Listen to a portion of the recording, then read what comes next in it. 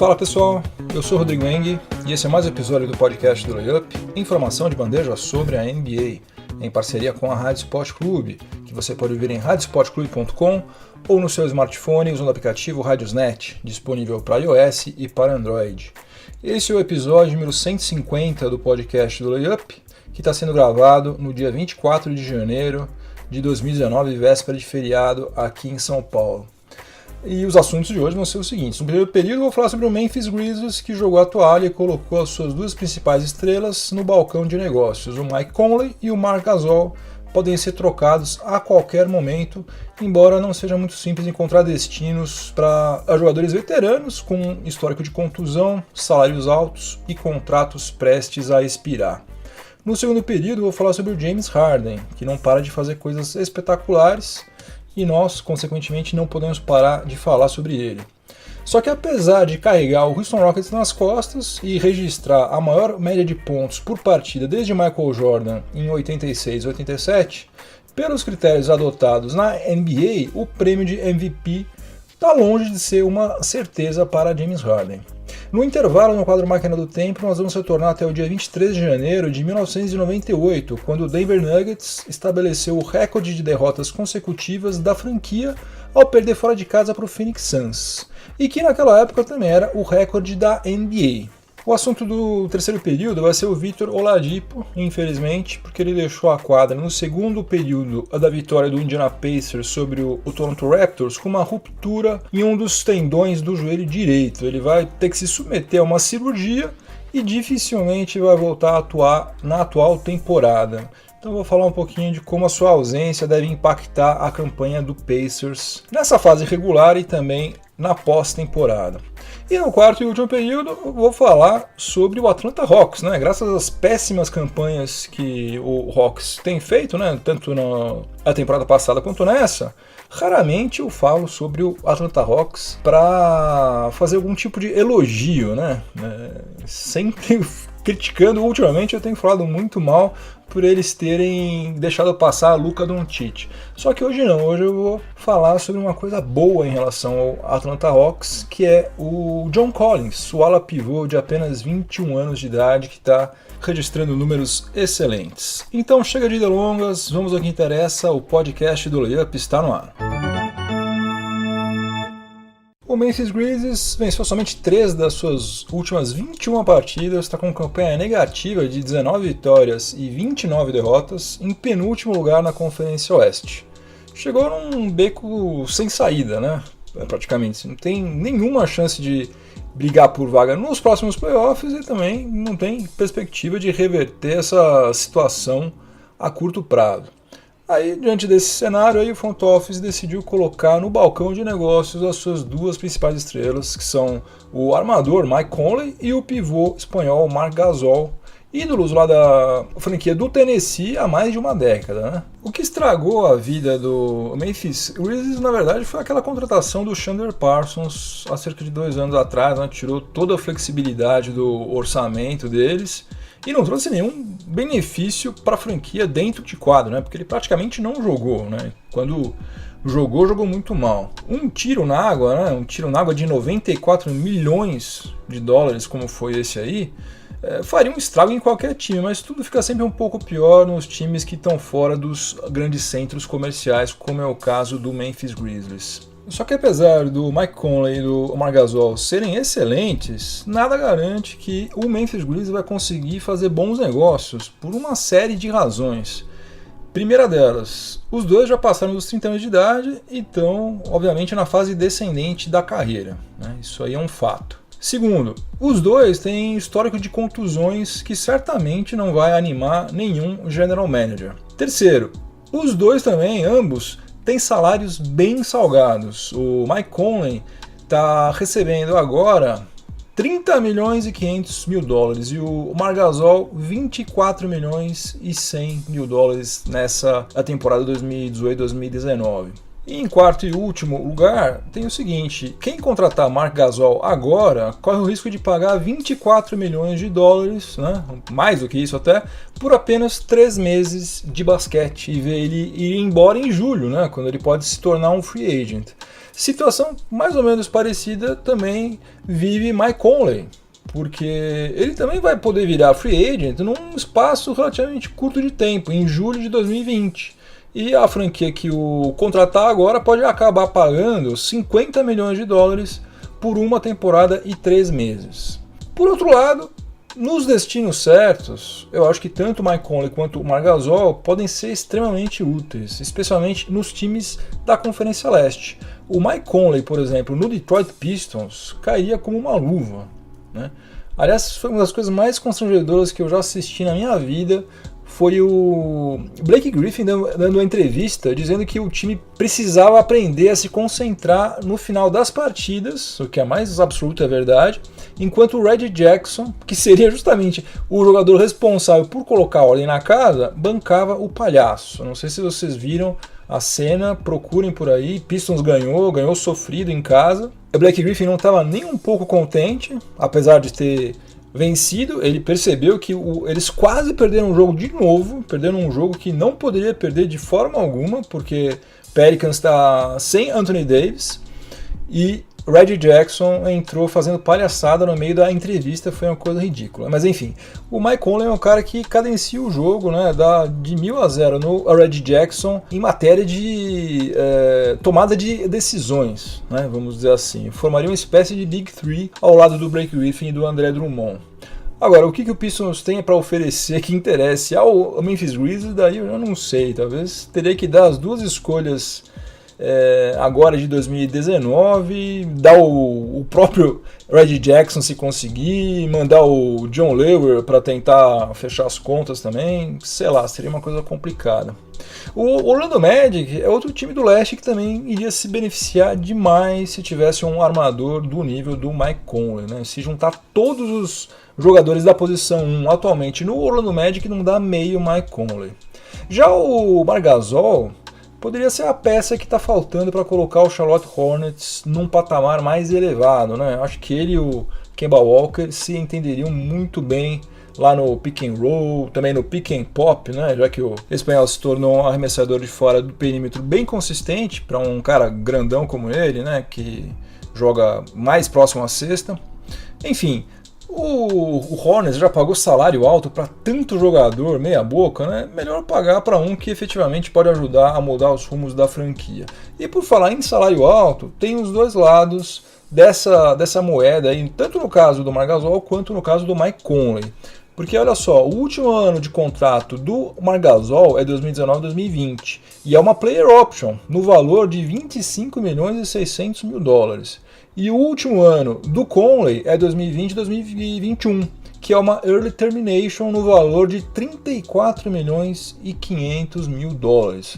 Ou seja, os dois aí vão ter que ter muito sangue frio para abrir mão de toda essa grana aí, sem ter a certeza de que uma outra franquia estaria disposta a investir tão pesado em dois caras veteranos, né? Eu duvido muito que isso aconteça. Eu acho que os dois vão acabar ficando com esses milhões todos aí, né? Vão lá, vai abrir mão disso sem saber se vai conseguir alguma coisa parecida lá fora, né? Mesmo que eles sejam trocados, o contrato vai junto com eles, né? Acompanha. Quem contratá-los vai ter que pagar tudo isso aí para eles. Eu acho muito difícil que os dois desistam, né? Abram mão e vão tentar a sorte aí na free agency. Mas enfim, tudo pode acontecer. No segundo período do podcast do Layup, em parceria com a Rádio Sport Clube, eu vou falar sobre o James Harden, que marcou 61 pontos na vitória do Houston Rockets sobre o New York Knicks em pleno Madison Square Garden. Como vocês sabem, né, o Madison Square Garden teve outros 3 endereços antes de se mudar lá para Penn Station, né, para parte de cima ali da Penn Station, entre a 7ª e a 8ª avenidas lá em Manhattan. Isso aconteceu em 68. Desde então, somente 3 jogadores marcaram pelo menos 60 pontos no Madison Square Garden. Foram eles o Kobe Bryant, que marcou 61 em 2009, o Carmelo Anthony marcou 62 em 2014 pelo Knicks, né? E agora James Harden marcou 61 em 2019. Esse aí é o novo career high do Harden e também é a maior pontuação de qualquer jogador do Houston Rockets em uma partida. Na verdade, James Harden quebrou o seu próprio recorde pessoal e também o do Houston Rockets, que também já era dele. Tudo isso faria com que a gente pudesse classificar essa atuação dele como fora de série, mas tem ainda mais coisa. Como ele também pegou 15 rebotes, ele se tornou apenas o 7º jogador na história da NBA com pelo menos 60 pontos e 15 rebotes em uma partida. Ele se juntou a George Mikan, Elgin Baylor, Will Chamberlain, Karl Malone, Michael Jordan e Shaquille O'Neal. Todos membros do Hall da Fama, onde James Harden inevitavelmente vai chegar também. Outra coisa, nenhum dos 17 arremessos de quadra que ele converteu foram fruto de assistências. Todos nasceram de jogadas individuais do próprio James Harden. Aliás, faz tempo que James Harden não recebe uma assistência sequer, né? Ele faz tudo sozinho. O Houston Rockets, aliás, é o penúltimo time da NBA no ranking de média de passes por partida, está à frente apenas do Oklahoma City Thunder, que tem um problema crônico há anos nisso aí, e é o antepenúltimo em média de assistências por partida. Em compensação, tem um lado que não é tão bacana assim em relação a essa atuação aí do James Harden. Ele teve o 3º pior aproveitamento em arremessos de quadra entre os 26 jogadores que já marcaram pelo menos 60 pontos em uma partida. Ele teve aproveitamento de 44,7%. Ficou à frente só do Kobe Bryant, que naquele último jogo, naquele jogo espetacular, que ele marcou 60 pontos contra o Utah Jazz, Kobe Bryant teve 44% de aproveitamento. E ficou também à frente do Elgin Baylor, que em 1961 fez também um jogo com mais de 60 pontos, mas teve 41,8% de aproveitamento. E agora o James Harden está numa sequência de 21 partidas consecutivas com pelo menos 30 pontos marcados e está liderando a NBA em média de pontos por partida com 36,3 pontos.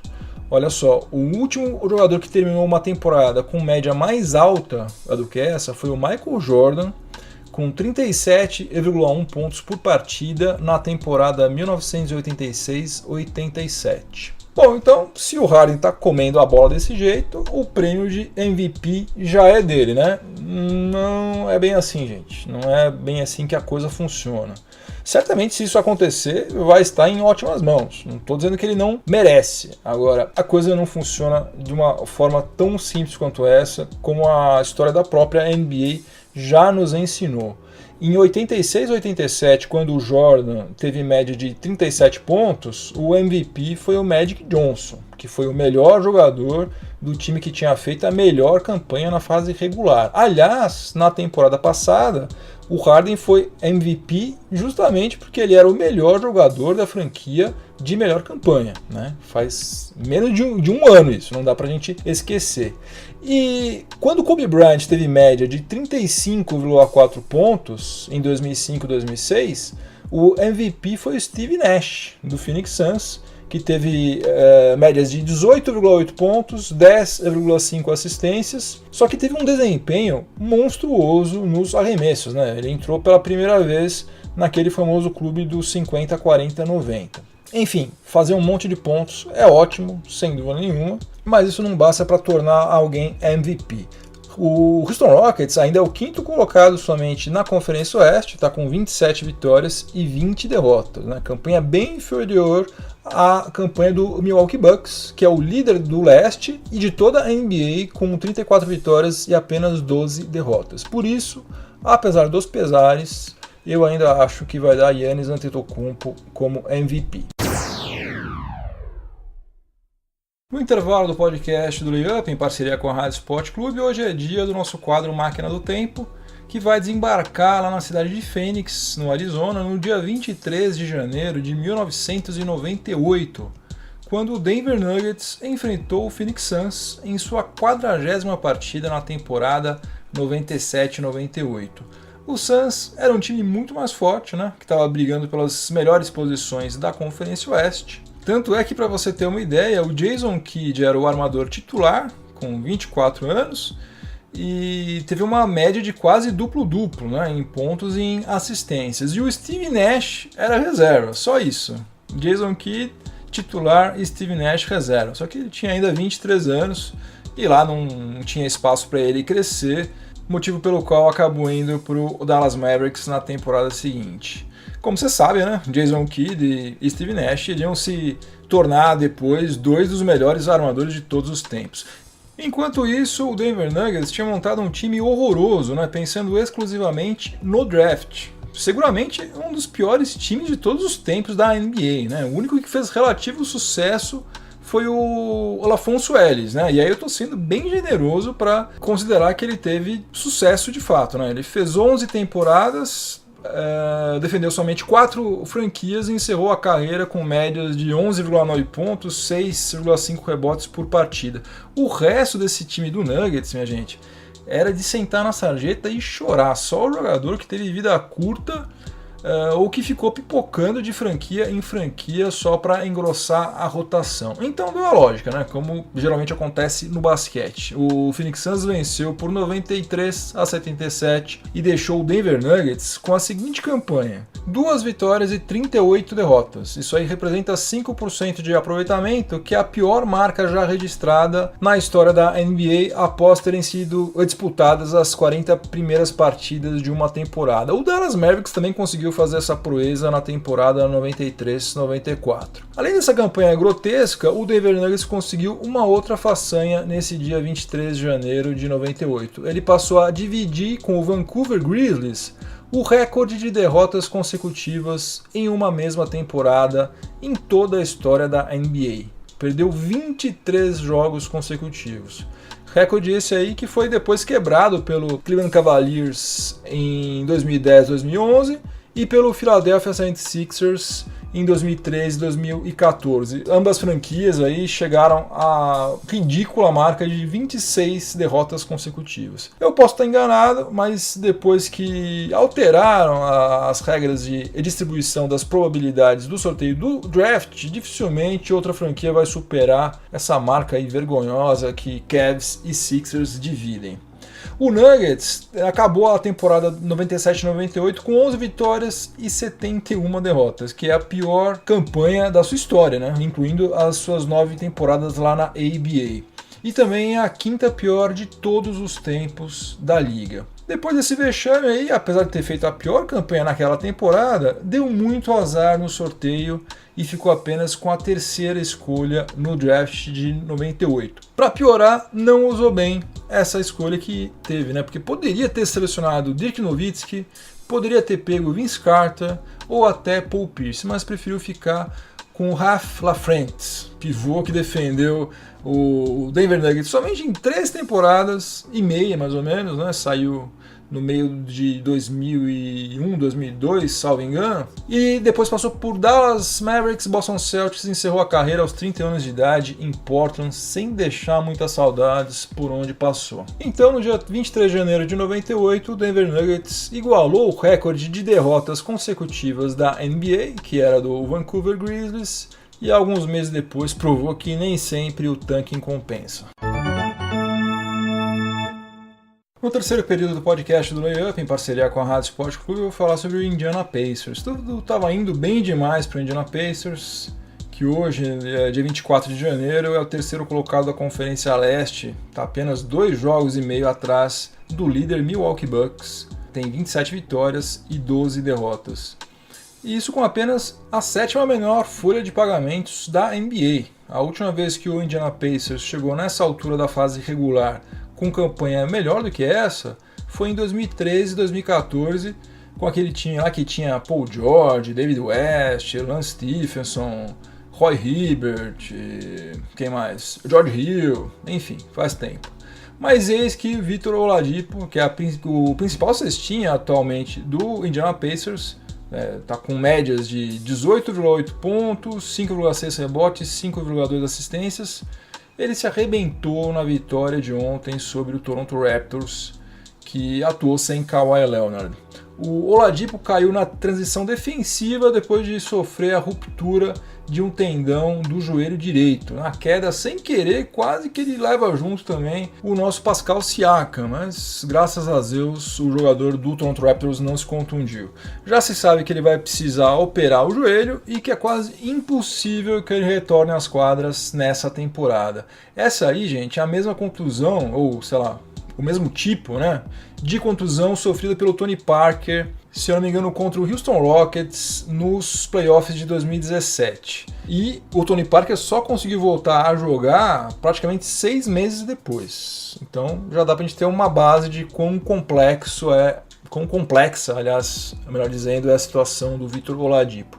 Tudo bem que o Tony Parker é mais velho, né, que o tempo de recuperação varia de uma pessoa para outra, mas os especialistas dizem que se o Oladipo não quiser correr o risco de encerrar a carreira precocemente, ele deve ter muita calma nesse processo de reabilitação e só voltar a jogar em 2019, 2020, o que é provável que ele fará isso, né? Não, espero que ele não faça bobagem de colocar a carreira dele em risco. E tudo leva a crer que o técnico Nate McMillan vai promover o Tyreke Evans para o time titular na posição 2. E é quase inevitável também que o Pacers sofra uma queda de produção sem o Oladipo, né? Ele era o coração desse time, né? O cara que tomava as iniciativas nas horas decisivas, certamente vai fazer muita falta, apesar de não estar fazendo uma temporada tão boa quanto a de 2018, aliás, a de 2017 e 2018. E os Sixers e Celtics devem subir na tabela da Conferência Leste, né? E o Pacers,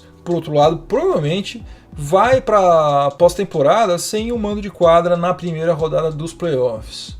E o que atrapalha ainda mais a vida do Pacers é o seguinte: de acordo com os sites que fazem aquela projeção de quais franquias têm o calendário mais complicado, o time de Indianápolis tem o terceiro calendário mais difícil de todos. Está à frente apenas dos calendários do Miami Heat e do Charlotte Hornets. Aliás, como esses dois times são adversários diretos do Pacers no leste, eu acho quase impossível que o Pacers não consiga chegar na pós-temporada, mesmo sem o Victor Oladipo. Porém, se chegar, por outro lado, eu também acho quase impossível que consiga passar da primeira fase. E tentando dar uma de poliana, né, que sempre procura ver o lado positivo de tudo, salvo engano, essa aí foi a primeira contusão realmente séria envolvendo um dos principais jogadores de uma franquia que estava brigando no topo da tabela. A gente já teve outras temporadas recentes até que foram bem mais complicadas em relação a isso, né? Um monte de gente se quebrando, então poderia ser pior. No quarto e último período do podcast do Layup, em parceria com a Rádio Sport Clube, eu vou falar sobre o Atlanta Hawks. Na verdade, eu vou falar sobre um jogador do Atlanta Hawks. Ultimamente, eu só falo do Hawks para dizer que eles fizeram besteira em não ficar com o Luka Doncic, mas hoje eu vou mudar o disco para falar sobre uma pedra rara que eles tiveram competência de garimpar no draft de 2017 e estão lapidando muito bem agora e tem tudo para poder contar com um ótimo jogador por muito tempo. Eu estou falando do John Collins, ala pivô de 21 anos de idade, 2,8 metros de altura, que foi a 19ª escolha no draft de 2017. Ele está jogando num time super instável, né, com o 6º elenco mais jovem da NBA, e é um time que, como vocês sabem, não tem nenhum compromisso com a vitória, pelo contrário, né?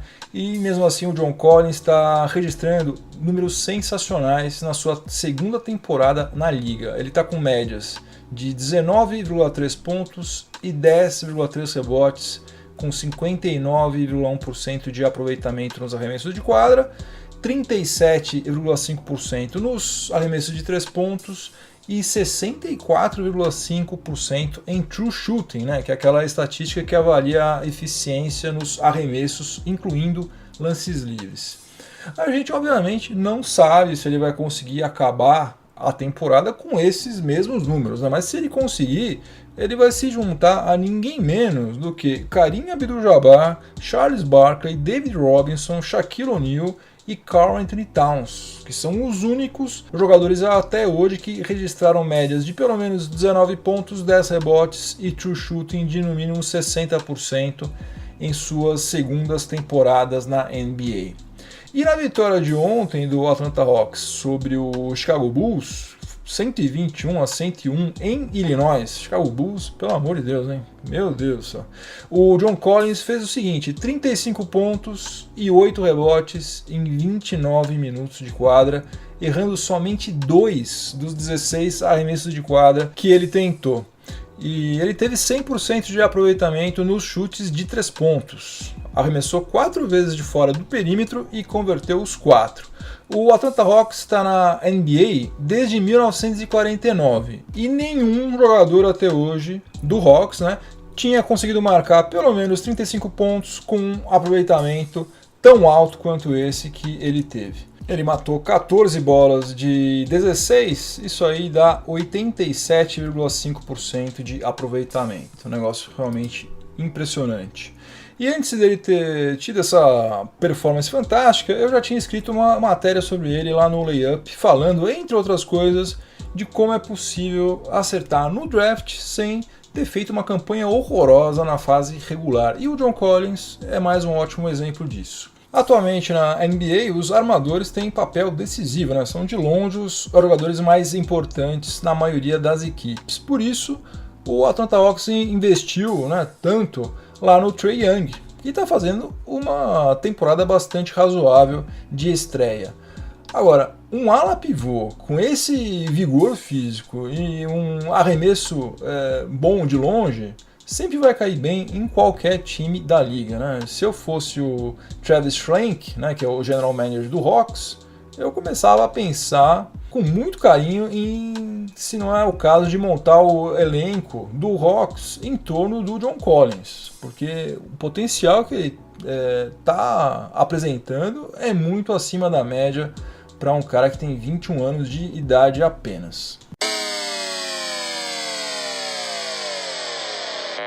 Game over, acabou mais um episódio do podcast do Layup, obrigado pela companhia, espero que vocês tenham gostado. Vou deixar a minha trilha sonora para o final de semana, que vai ser a música Burning Down the House, da banda norte-americana Talking Heads, liderada pelo malucaço David Byrne. Uma música essa que foi lançada no álbum batizado de Speaking Tongues, para fazer uma brincadeira justamente com Talking Heads, Speaking Tongues.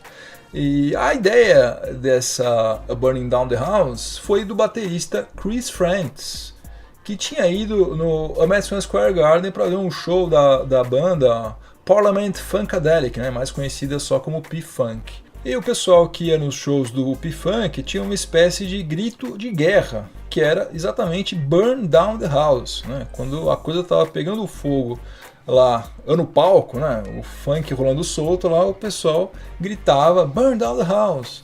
E o Chris Frantz gostou tanto disso que ele propôs que o Talking Heads fizesse uma música com essa pegada meio funk, que na verdade não é funk, é um pop dançante, tem um pezinho assim no funk, bem de leve, mas tem.